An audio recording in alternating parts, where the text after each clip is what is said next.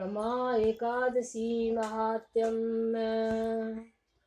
धर्मराज युधिष्ठिर बोले, हे भगवान, अब आप मुझे कार्तिक मास के कृष्ण पक्ष की एकादशी की कथा सुनाइए। इस एकादशी का नाम क्या है तथा इससे कौन सा फल मिलता है।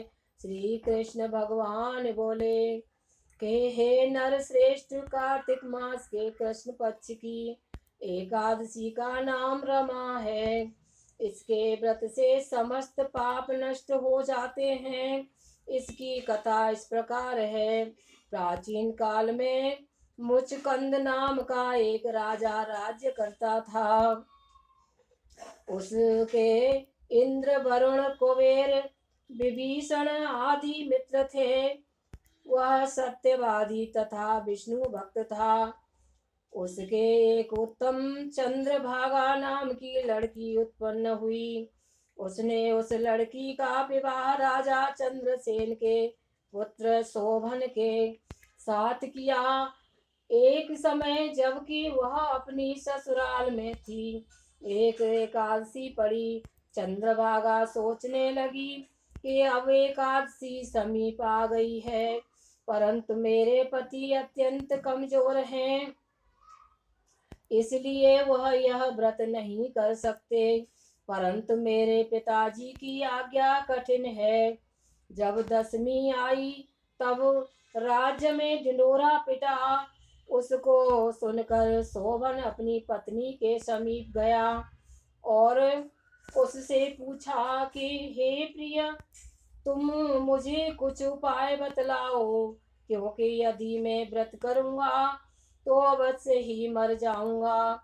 इस पर चंद्रभागा बोली, हे प्राणनाथ, मेरे पिता के राज्य में एकादशी के दिन कोई भी भोजन नहीं करता है।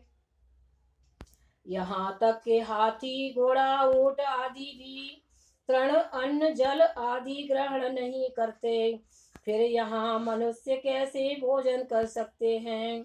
यदि आप भोजन करना चाहते हैं तो यहाँ से दूसरे स्थान को चले जाइए, क्योंकि यदि आप इसी स्थान पर रहोगे तो आपको व्रत अवश्य ही करना पड़ेगा।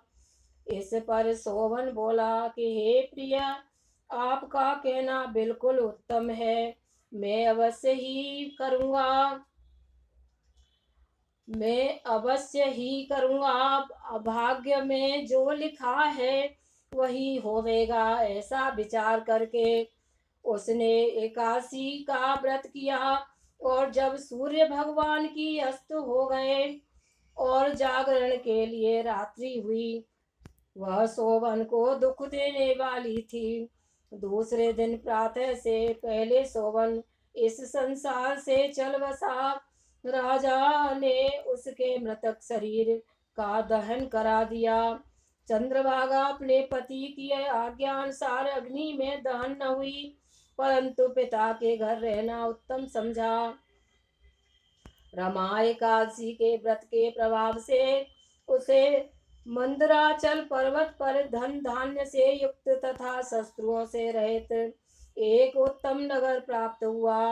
एक समय मुस्कंद नगर में रहने वाला एक सोम शर्मा नाम का ब्राह्मण तीर्थ यात्रा के लिए निकला। उसने घूमते घूमते उसको देखा। वह ब्राह्मण उसको अपने राजा का जमाई जानकर उसके निकट गया। राजा शोभन ब्राह्मण को देखकर आसन से उठ खड़ा हुआ। अपने ससुर तथा स्त्री चंद्रभागा की कुशलता को पूछने लगा। सोम शर्मा ब्राह्मण बोला, हे राजन, हमारे राजा कुशल हैं तथा आपकी पत्नी चंद्रभागा भी कुशल से है। अब आप अपना वृतांत बतलाइए। मुझे यह बड़ा आश्चर्य है कि ऐसा विचित्र और सुंदर नगर आपको किस प्रकार प्राप्त हुआ।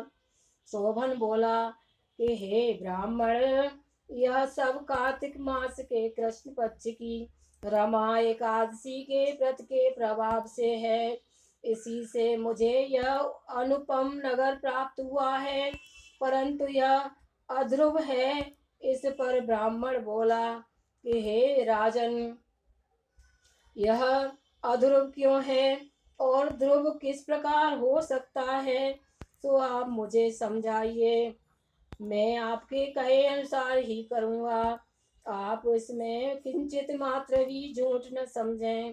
शोभन बोला कि हे ब्राह्मण, मैंने श्रद्धा पूर्वक व्रत किया था, उसके प्रभाव से मुझे यह नगर प्राप्त हुआ है। इस वृतांत को राजा मुस्कंद की पुत्री चंद्रभागा से कहोगे तो वह इसको ध्रुव बना सकती है। ब्राह्मण ने कहा, वहां आकर चंद्रभागा से समस्त वृतांत कहा। इस पर राजकन्या चंद्रभागा बोली, हे ब्राह्मण, आप मुझे उस नगर में ले चलिए। मैं अपने पति को देखना चाहती हूँ। मैं अपने व्रत के प्रभाव से उस नगर को ध्रुव बना लूंगी।